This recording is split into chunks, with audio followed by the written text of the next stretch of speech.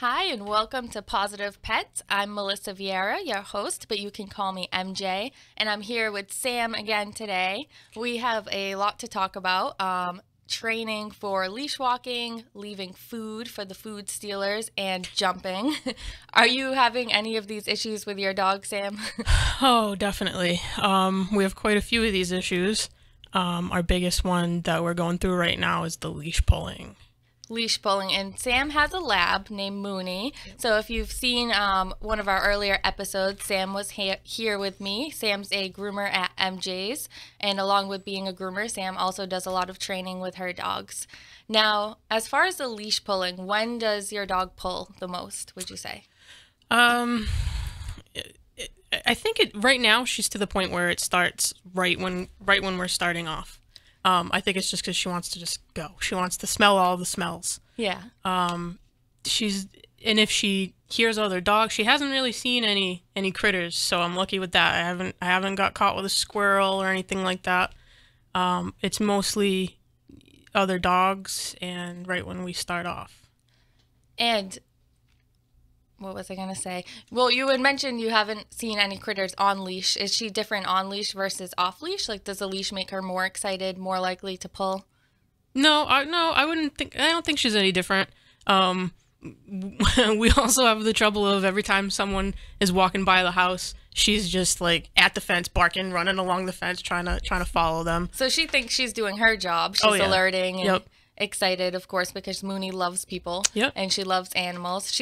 I think she pretty much loves everything. Oh, she loves everything. She's the happiest dog. Everything. So Sam and I have been talking a lot about just preparing dogs for summertime, and a lot of people want to do things like take your dogs to barbecues and take them out for walks and out to the beach, and these are things that a lot of pet owners are dealing with right now because you're trying to prepare for a happy summertime and, you know, not having your arm pulled out of the socket. Now, do you have any equipment recommendations on what you use? I use a harness. I have a harness that it goes around the front of her neck, and it actually has it's really cool. It has a mechanism that locks, and then it goes around her belly, and that locks too. And where you clip in your leash is right at her back.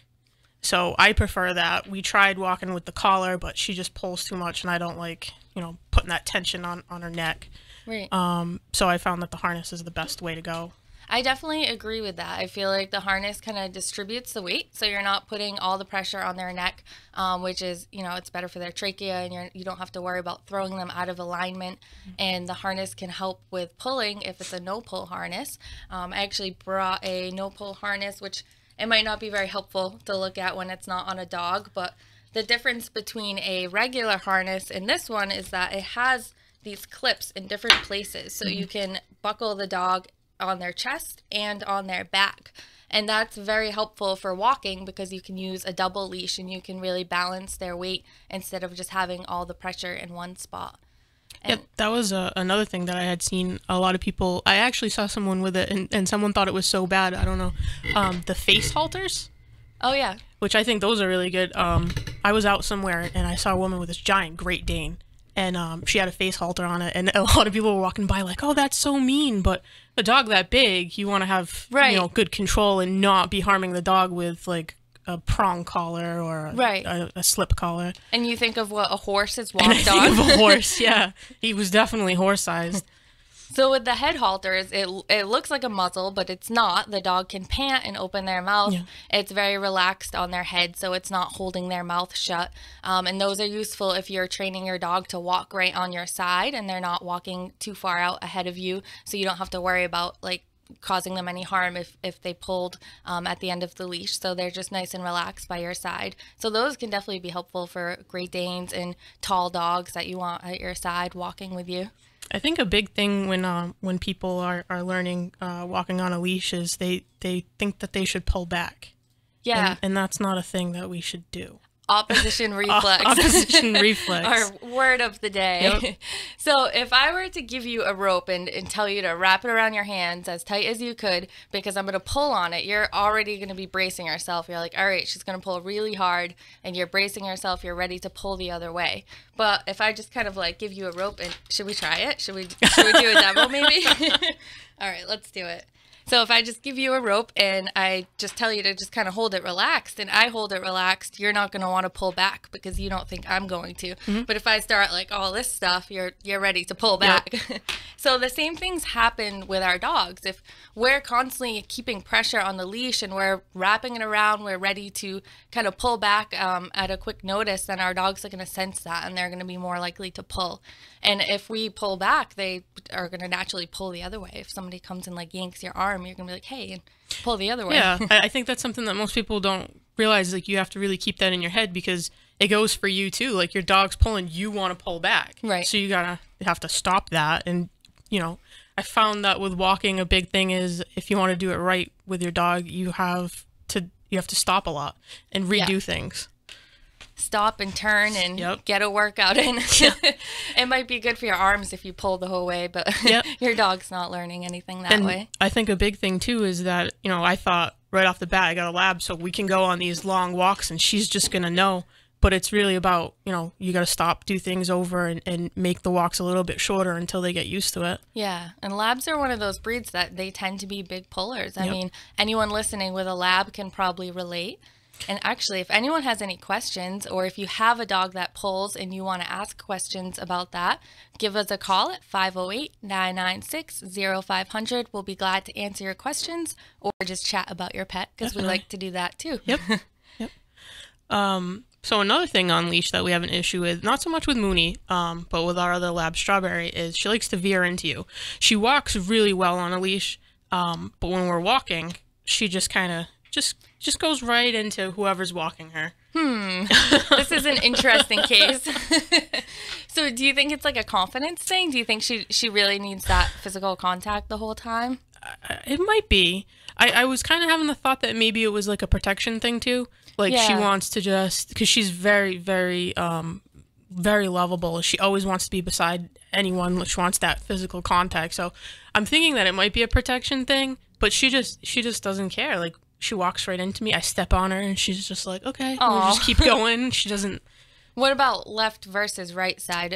Does that make a difference? You know, I've never tried walking around my right side because I'm so used to keeping them at my left. Yeah, so maybe I gotta try that. Give it a try. I wonder if she just has like the muscle memory. She's been doing it for so long that she just kind of has a lean when she walks. I never thought of that. Or you could even get her to like change her gait too. So if she's kind of strolling along and she might be walking sideways, if you get her to pick it up a little bit and do like, you know, the show dog gait and you get her trotting, that might help too. Yeah, we'll have to try that. I think she just really likes to be next to you. I think so. She does this thing every day. She has her like routine. We let her out of the crate in the morning.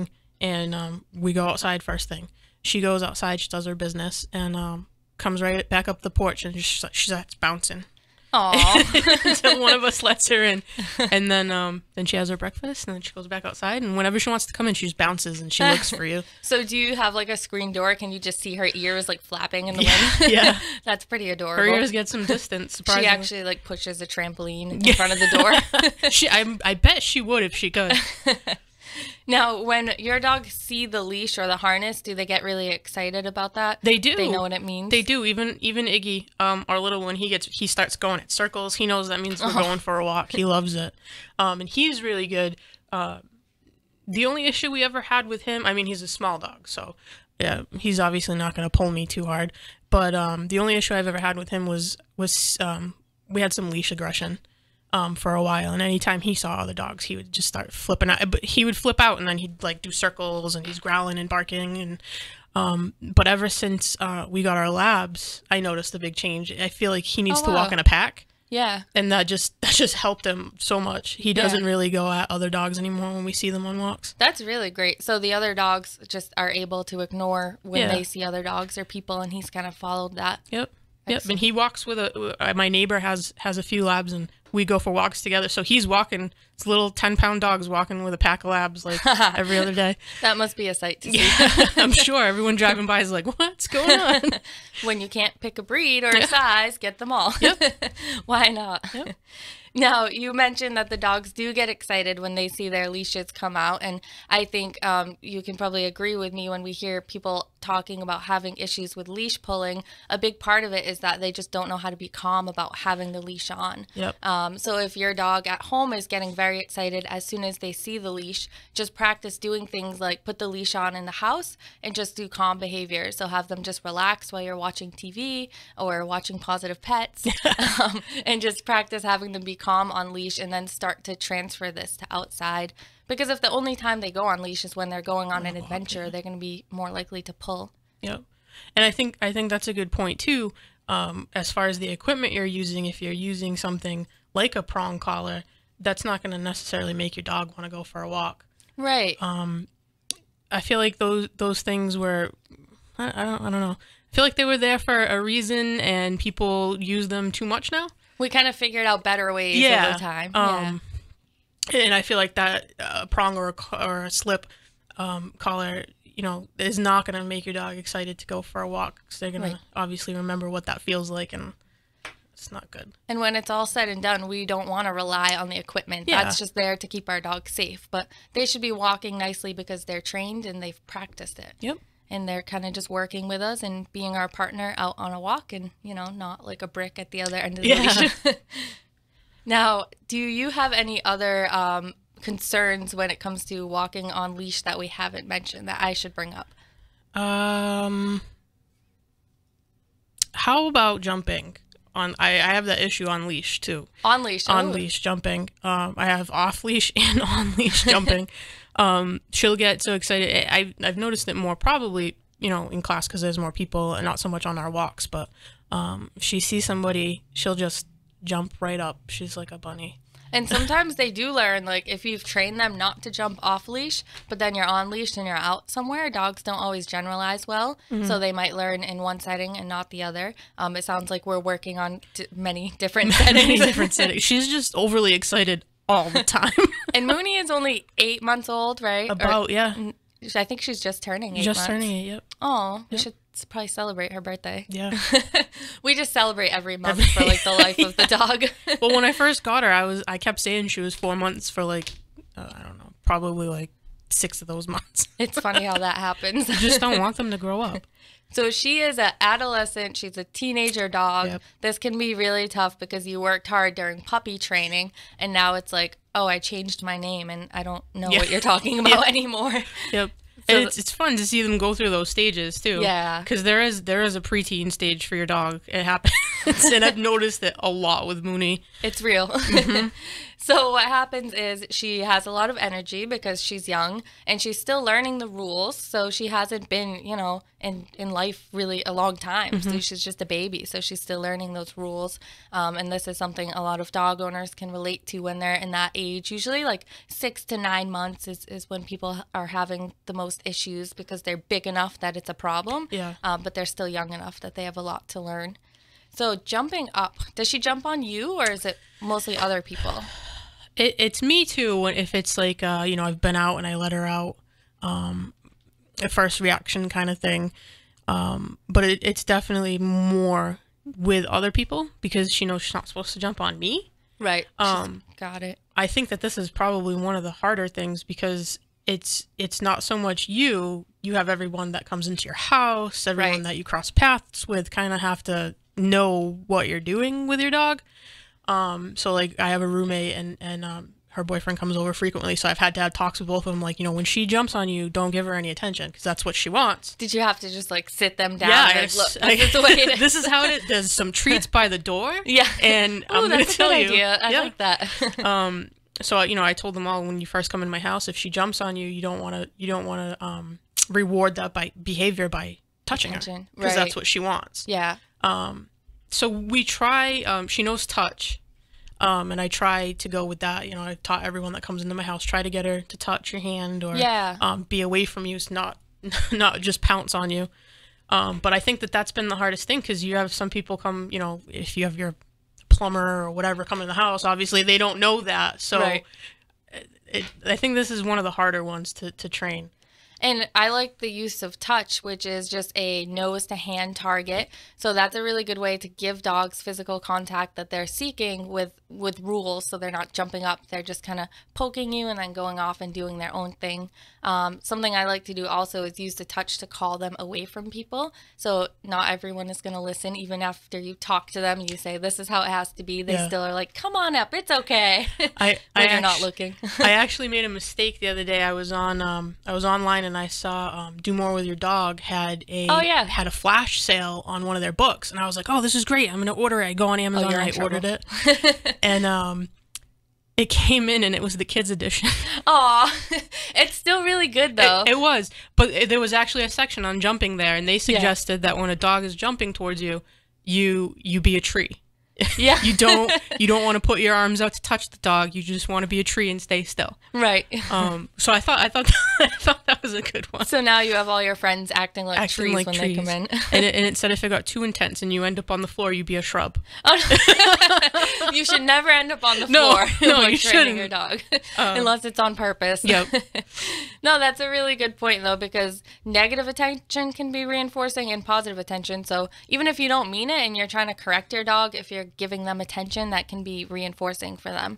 So you want to make sure that you're taking away the attention. Sometimes ignoring the behavior works and the dog is just like, okay, I'm going to go do something else. But sometimes that doesn't work. I mean, if you ignore your dog when they're jumping and they're like scratching you and trying to get attention, don't just let them do that, because that's not okay either. No.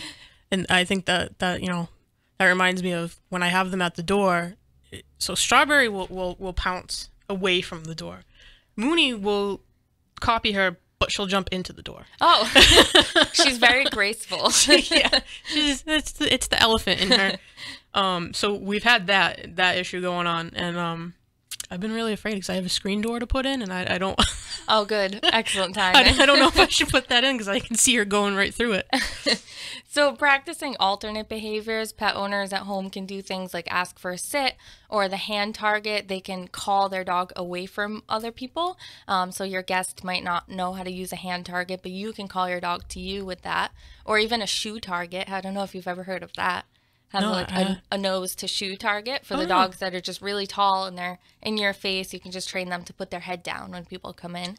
So that can be really useful. I have really wanted to get her to just have a place or a mat that I could send her to, but we were in training with that one and she wasn't too good. She didn't like the bed. She just wouldn't look down. It wasn't something, looking down is not something she's interested in, so we had a really hard time with that one.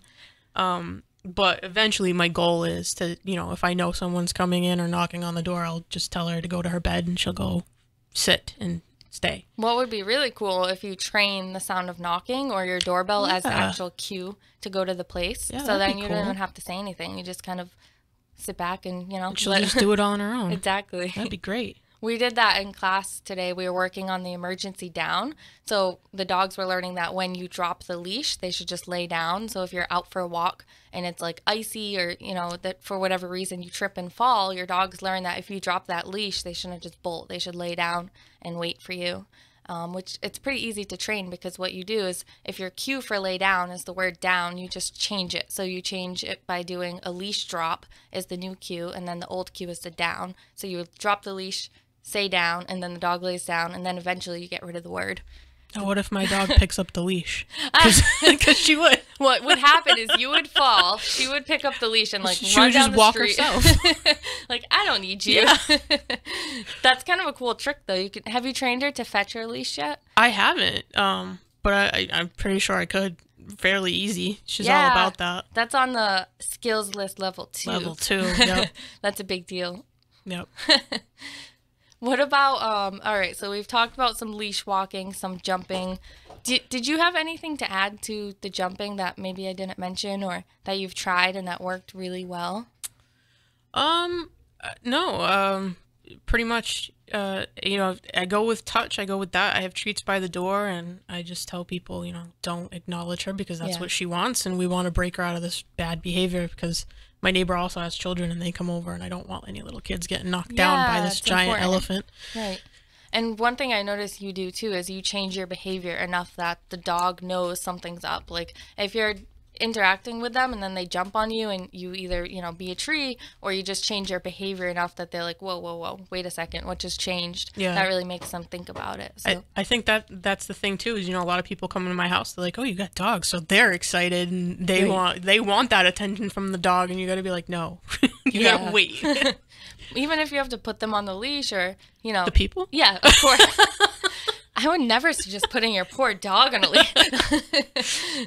Whatever you have to do, whatever it takes. Yeah, definitely. Now we're going to cover a big one. You ready for this? Oh. We've been dreading this moment. I think this is more of an issue with your dog. Yuri. Yeah. So if you have a super food motivated dog, how do you train them not to steal food, not to beg for food, not to pick up food on the ground? Begging is a big one at my house. We get a lot of puppy eyes. So begging is a big one. I don't get too much counter surfing or anything like that. Oh, that's good. Probably because they can't really reach. Is the begging really a problem though, or is it just something like? No, they don't get too in your face. My older lab kind of does, but I chalk that up to her not knowing any better. But Mooney, she keeps her distance and she just kind of stares, and then eventually she will lay down and just ignore me, and then that's when I choose to reward her. Yeah, because then she knows that that's what I want from her, is just lay down and leave me alone while I have my snack. Right. And that's really important because it's so easy to forget about them when they're being good. And we're like, oh, I don't want to wake them. Yep. But that's actually when we should pay attention to them. Yep. So I have one very food motivated dog and one that doesn't really care much about food. So the food motivated dog was the one that was much harder to teach a leave it with. And the thing is, he's going to find food on the ground even if I don't see it. So I don't want it to be a trained behavior that I have to tell him to leave it. I want him to just know, like if there's food and you found it before me, you should automatically leave it. So I think when people are training the leave it, they think they always have to tell the dog what to do, but you should really just train it as a default. Like if there's food on the ground and you didn't tell your dog to get it, it's not theirs. If that makes sense. Yep. I love it. Actually, one of the dogs that I walk, she is like a master at leave it.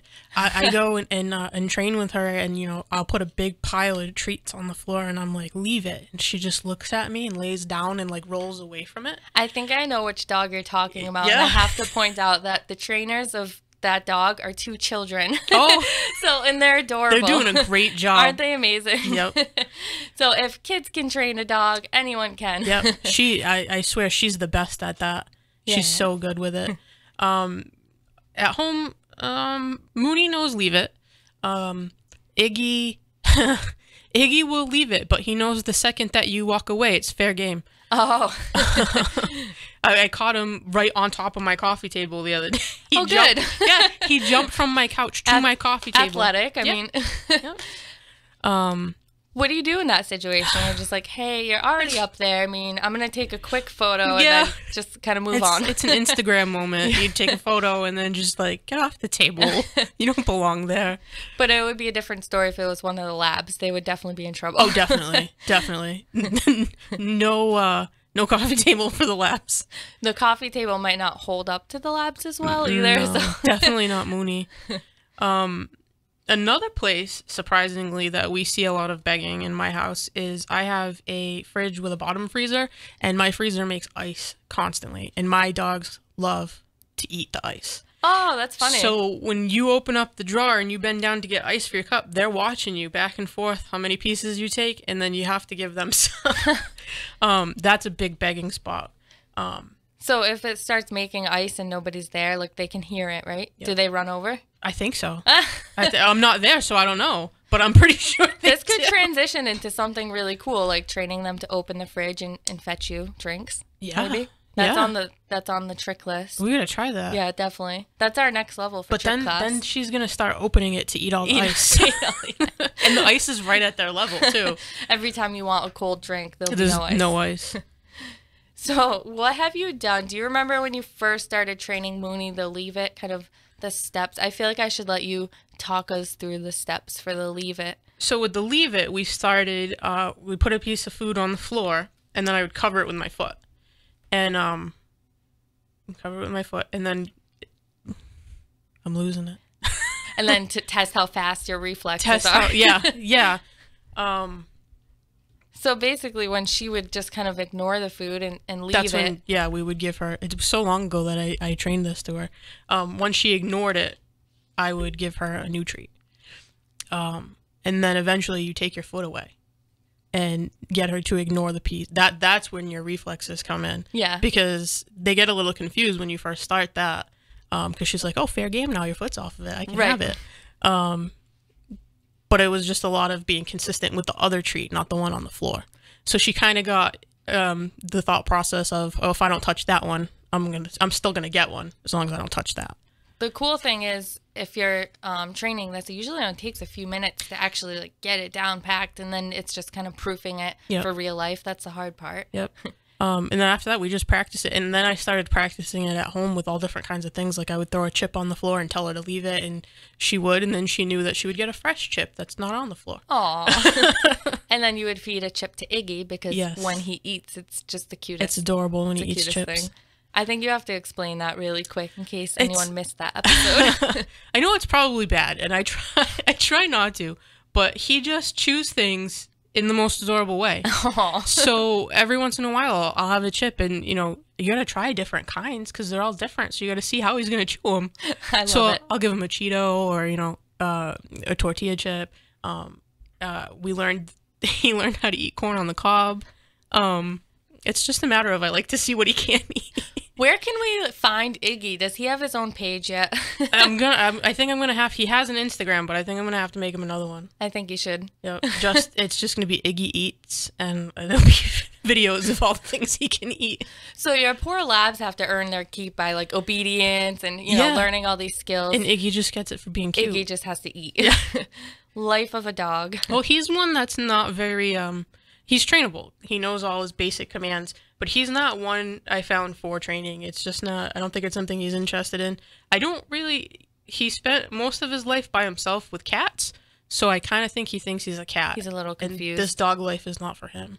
But you've trained cats before too. I have. I trained. I have a tuxedo male cat at home named Figaro that I rescued, and we started training him.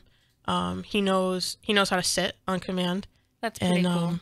We were doing the touch targeting with him, but that gets a little tricky when you're doing it with something with claws.